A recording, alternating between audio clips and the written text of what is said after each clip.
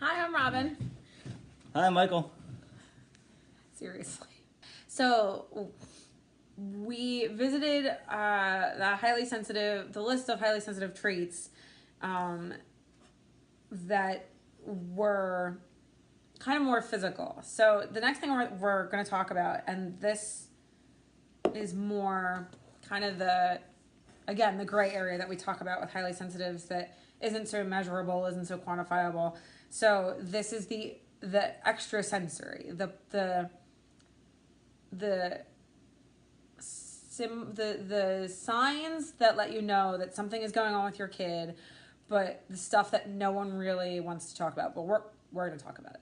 We're going to talk about it because it's probably happening in your house, and you're probably feeling like a crazy person, wondering if they're real.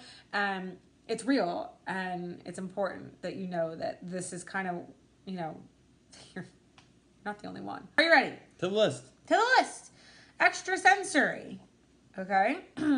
So we're kind of going from medical, diagnosable to the realm of the unknown, so to speak. So, your highly sensitive is highly aware of people and their surroundings.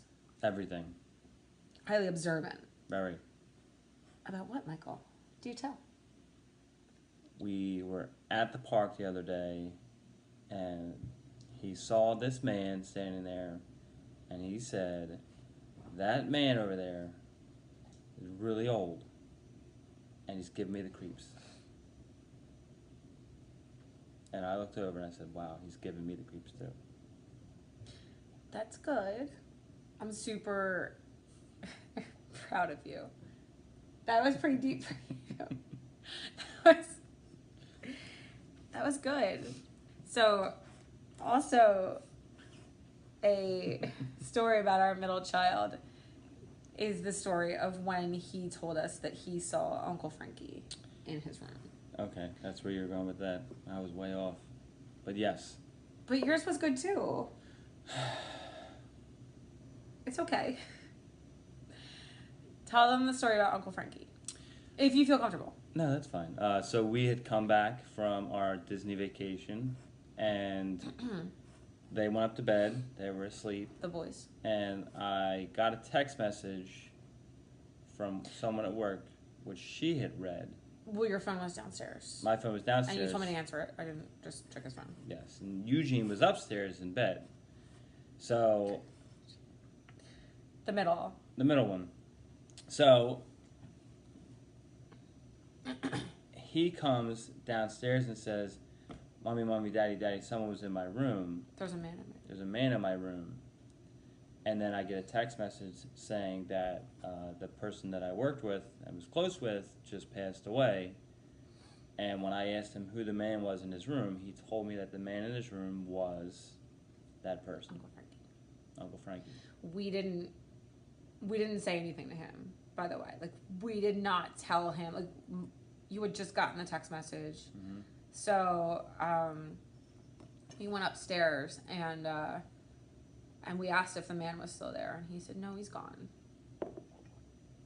So that's kind of where we're, that extra sensory, those things that the unexplainable, things that your kids know that there's no way they could know. Yeah. Highly aware of their feelings and emotions, as well as your feeling and emotions. Yes.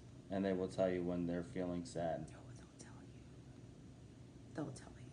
And they'll tell you when you're feeling sad. Mm-hmm. Deep desire to make you happy. That's the oldest. Well, I think all of them. Especially the middle with you. The middle with me. Yeah.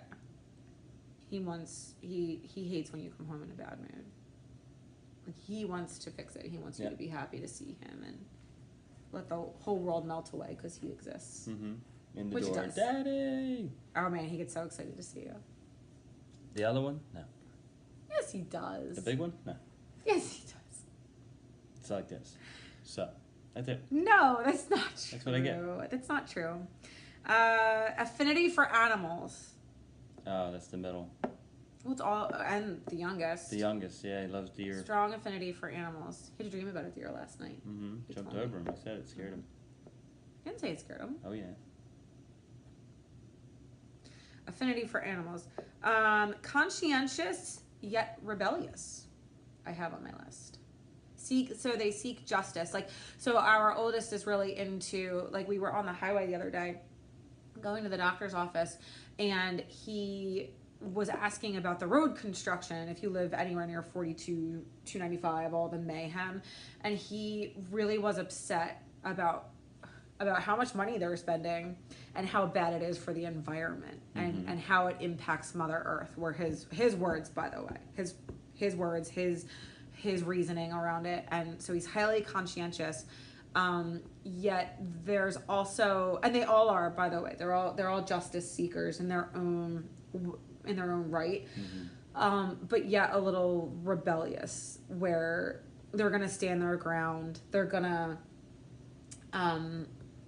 fight for their space and make sure they're heard and they're received. Like, it's not so much just about proving their point, it's that it hits you, or you listen to it a certain way, because they're not going to let it go until you're listening to them. Yeah. Listening. Yep. Attracted to the weather or elemental patterns. Yes. Loves the water, loves the wind. Tornadoes and hurricanes right now are the thing in this house. Okay. I have a few left. Drawn to God or fearful of God in heaven. Yeah. We pray every night with all three kids. And we always ask, where is God? And you'll get different answers. He'll point at you, he'll point at her, he'll point at himself. Some might say heaven. But he's really afraid of heaven. The oldest is afraid of heaven. Yeah. But when I was a kid, I was afraid of forever. The concept of time and forever and there being no end. The infinity, yeah. That I could still really get worked up over that. It freaks me out. They struggle with what happens in the afterlife. Where does your body go? What is this? They reflect deeply on these very big concepts, and it creates disruption when they can't get an answer. Deep disruption. And there's anxiety, and then that comes out emotionally through. Like running, or like our oldest will come in and just be melting down, and he'll sometimes, if it's really bad, this anxiousness over God and heaven, he'll go out in the middle of the hallway and he'll just crash and burn and scream and cry, like he can't get back into his own headspace. He's so upset. But they love that God provides. They understand that God is a loving source. I think. At least that's what we teach. We'll talk about that for a long time. Time confusion.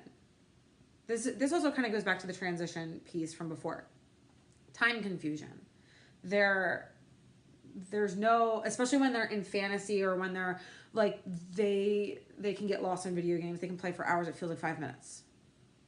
It's basically a casino at this house. Like, there's no clock. The windows don't matter. Daddy, is the sun awake? Yeah, it's like 3 a.m. The moon's out. No, they're up.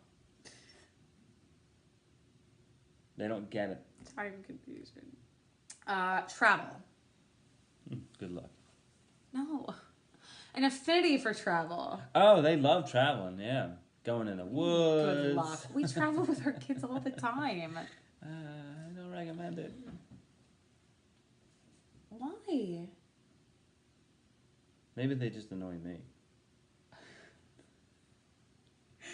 Totally unscripted. Are we live? Yeah. They annoy you and you look up like beet red now.